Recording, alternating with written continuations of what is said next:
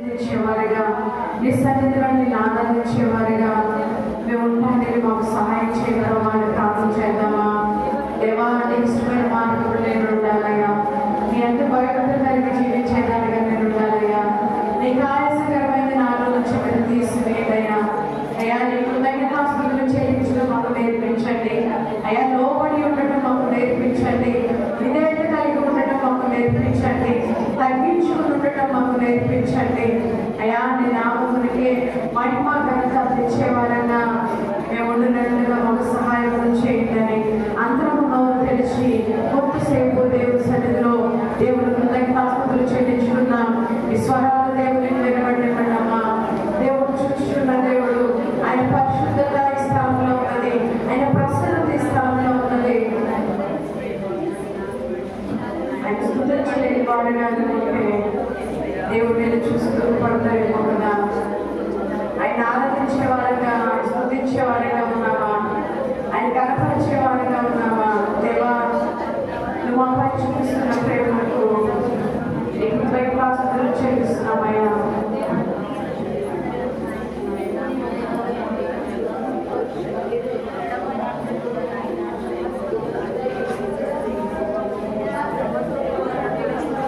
వాక్యం చదివిస్తా ఉన్నాయి. యెహోవా మందిరం వెళుదాము, జనులను వెళుదామని జనులు నాతో అనినప్పుడు నేను సంతోషిస్తానని వాక్యం చదివిస్తా ఉంది.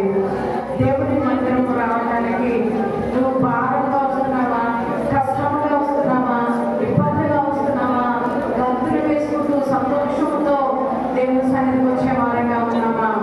చాలా సార్లు అయ్యో ఈరోజు ఆదివారము నాకు పనులు అవ్వట్లేదు, లేదా రోజు పనికి వెళ్తున్నాను కదా, ఈరోజు ఆదివారం రెస్ట్ తీసుకుంటే బాగుండు, ఈ ప్రార్థన ఏంటో, ఈ ప్రార్థన ఏంటో, ఈ ఆదివారం ఏంటో వెళ్ళాల్సి వస్తుందా, ఎంతసేపు కూర్చోవాలి, ఎంతసేపు ఉండాలి, ఎంతసేపు నిలబడాలి, ఎంతసేపు వాటి ఉండాలి, ఇలాంటి ఆలోచన మనం కలిగి ఉండే వారంగా ఉన్నామా? లేదా అయ్యో రేపు ఆదివారం కదా, రోజు ప్రార్థన ఉంది కదా, నేను ప్రార్థనకు వెళ్ళాలి అని నీ పనులన్నీ చక్కగా ముగించుకొని ఆశతో, కృష్ణతో, సంతోషంతో గంతులు వేసుకుంటూ త్వరగా దేవుని సన్నిధికి వచ్చేవాళ్ళగా వచ్చినామా? మనం ఎలా వస్తున్నాం అనేది మన భక్తి జీవితం మీద ఆధారపడి ఉంటుంది కదా. అయ్యా, నీకు ఇష్టమైన జీవితంలో నీ సన్నిధిలో అడుగు పెట్టడానికి, నీ సన్నిధికి రావడానికి సంతోషంతో గంతులు వేసుకుంటూ వచ్చే కృపను నాకు దయచేయమని ప్రార్థన చేద్దామా.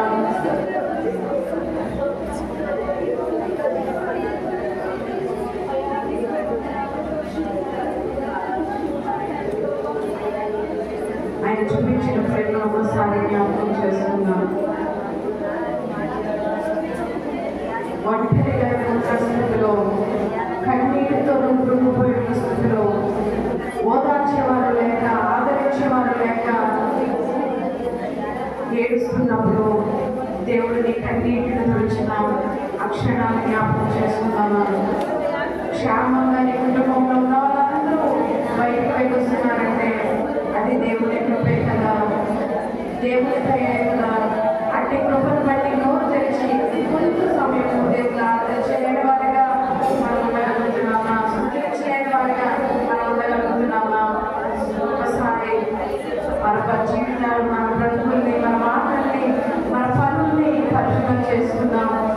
ఆయనే కదా మన జీవితానికి ఆధారము. ఆయన లేకపోతే మనం ఏమైపోయామనుకో కదా. నీవు లేని జీవితం నాకు వ్యర్థమయ్యా అని మాట చెప్పగలుగుతావా దేవుడితో? నిజంగా అవును ప్రభా, నువ్వు లేని జీవితం నాకు వ్యర్థమయ్యా, నువ్వే నా జీవితానికి ఆధారము, నువ్వు ఉన్నావు కాబట్టి నేను బ్రతుకున్నాను, నువ్వు కాపాడవు కాబట్టి నేను బ్రతుకున్నానయ్యా. ఇప్పుడు నీ ఇష్టమైన బిడ్డగా నేను ఉండడానికి నాకు సహాయం చేయమని ప్రార్థన చేద్దామా. ఆయన సన్నిధిలో మొదలు పెట్టుకుందాం. ఆయన ఆరాధించారు, ఆత్మతో సత్యముతో ఆరాధించుకొని వాటికి సర్విస్తాము కదా. పూర్ణంతో దేవుడితో ఆరాధించుకొని వాటికి సర్విస్తాము కదా. వాక్యానికి లోబడి విజయాలు చూపించి దేవా నిజమే ప్రభా, నేను నువ్వే కోరుకుని ఆరాధించడము నాకు నేర్పించడం అని దేవుడి సన్నిధిలో మొదలు పెట్టుకుందాం. ఆయన పోయిన వారు ఎవరైనా ఉన్నారా? మేలు చేసేవారు ఎవరైనా ఉన్నారా? ఆయన నమ్మి ఎప్పుడైతే ఆయన మీద ఆధారపడతామో ఆయన మనల్ని ఆశీర్వాదాలని హెచ్చించే దేవుడుగా ఉన్నాడు కదా. నిన్ను పోలిన వారెవరు, మేలు చేయు దేవుడవు, నిన్నేనే నమ్మితి నా దేవా. నిన్ను పోలిన వారెవరు, అందరూ చేసుకుని చెప్తాం.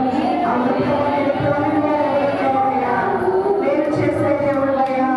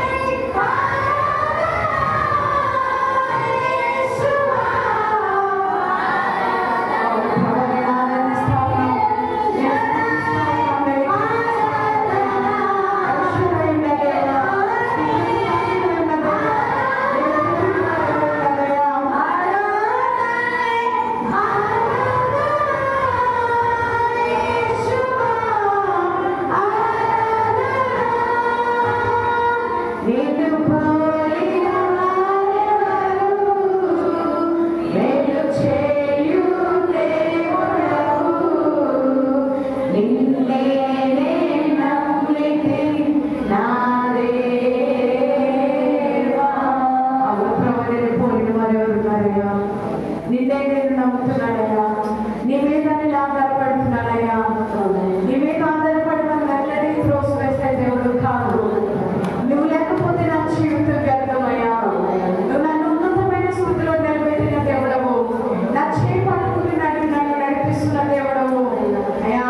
నాతో నువ్వు మాట్లాడు, నన్ను మీరు దర్శించండి, స్పష్టమైన మాటలు మాకు వినిపింపచేయండి అయ్యా. నీకు ఇష్టమైన మార్గంలో నేను ఉండడానికి నాకు సహాయం చేయి ప్రభా. చెప్తావా దేవుడితో ఈ మాటలు చెప్పగలుగుతావా? నాతో మాట్లాడయ్యా, నన్ను దర్శించయ్యా, నీ స్వరాన్ని నాకు వినిపించయ్యా. నీ వాక్యం ద్వారా మాట్లాడుతున్నప్పటికీ ఇదిగో నేను గ్రహించలేని దానిగా ఉంటున్నాను, లోపడలేని దానిగా ఉంటున్నాను, ఇదే చూపించలేని దానిగా ఉంటున్నాను. ఇంకా నీకు ఆయాసకరమైన స్థితిలోనే ఉంటున్నాను, నన్ను క్షమించమని చెప్తావా? నాతో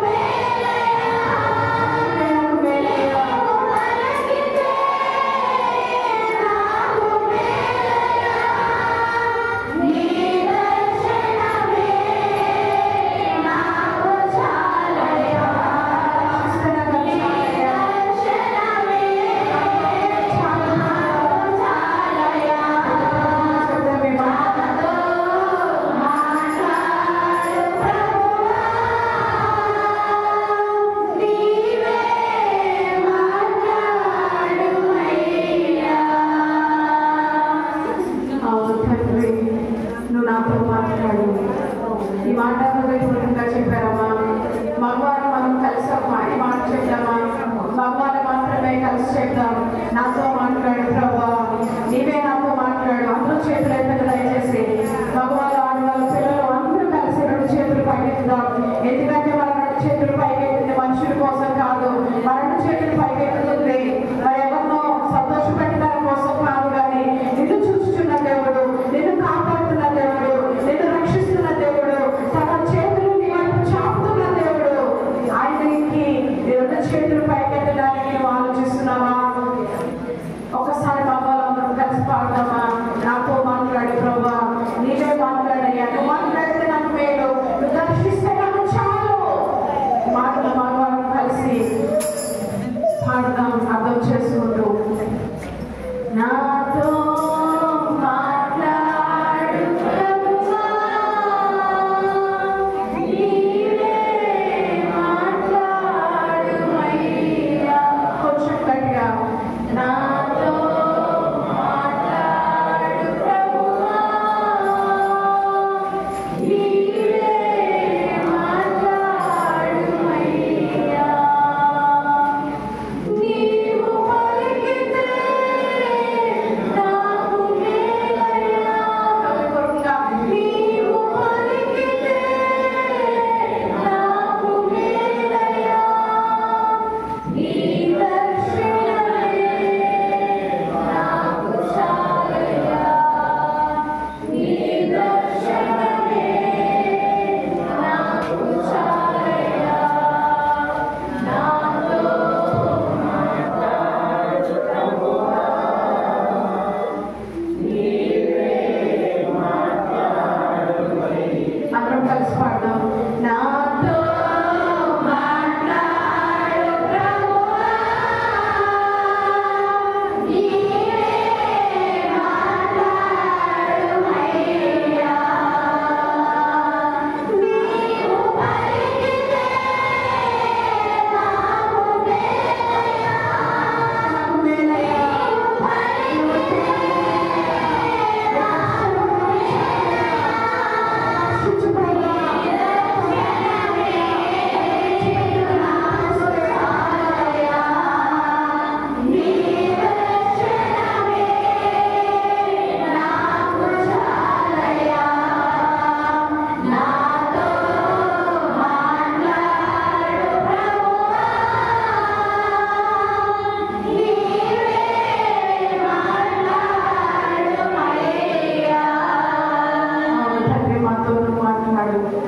ఎవరైతే హృదయపూర్వకంగా నాతో మాట్లాడు అని పలికారో అయ్యా, వారి పెదవులతో కాదు కానీ హృదయాంతరంగంతో నీతో మాట్లాడే అనుభవంలో బిడ్డలుంటానికి సహాయం చేయండి.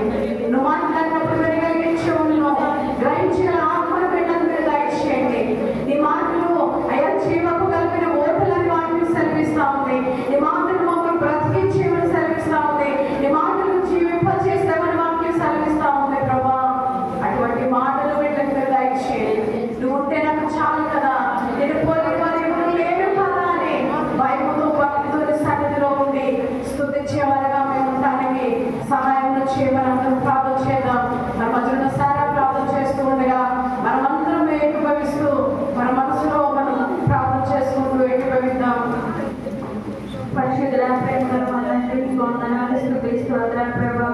అయ్యా గడిచిన పునరుద్ధాన దినం నుంచి దేవాలయ పునరుద్ధాన దినం వరకు ప్రభా, కేవలం మీ దయతో మీ కృపతో మమ్మల్ని కాల్చినందుకు మీకు వందనాలు